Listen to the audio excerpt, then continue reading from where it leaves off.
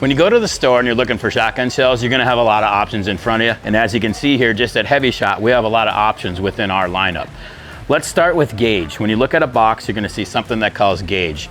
The measure of gauge came from taking 1 pound of lead and breaking that into the diameter of ball shape of the barrel and how many could fit in there. So a 10 gauge is bigger. They could fit 10 balls in there. A 12 gauge, a little narrower, 12 balls, 20 gauge, 20, and so on. So as the number gets higher, like 28 gauge, they could fit 28 little round balls in there. So a more narrower diameter. So that's where gauge came from. It's very similar to wire. So if you think about a shotgun shell, the bigger and rounder that shotgun shell is, the bigger the payload we're gonna be able to put in there, or the more pellets we're gonna put in there that are gonna be able to shoot through the air.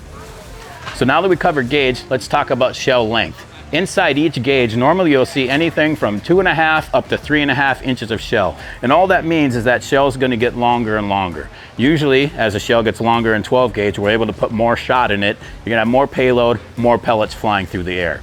The shorter the shell, less pellets flying through the air. The next part when I'm talking about pellets and how they measure, we're gonna look at shot charge, or sometimes you'll hear shot weight. That's usually anywhere from all the way down to 1/2 ounce up to 2.5 ounces in big turkey loads.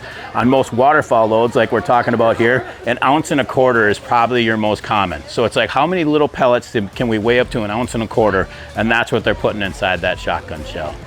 And then usually the last thing would be velocity. How fast is the shell going? And it's always measured in feet per second. So if it says 1,500 feet per second, boom, gun goes off, those shells are coming out of the barrel at 1,500 feet per second. If it says 1,200 feet per second, 1,200 feet per second. The faster the shell's going, the more energy those pellets are gonna have, the harder they're gonna hit the target, the faster they're gonna cover the ground.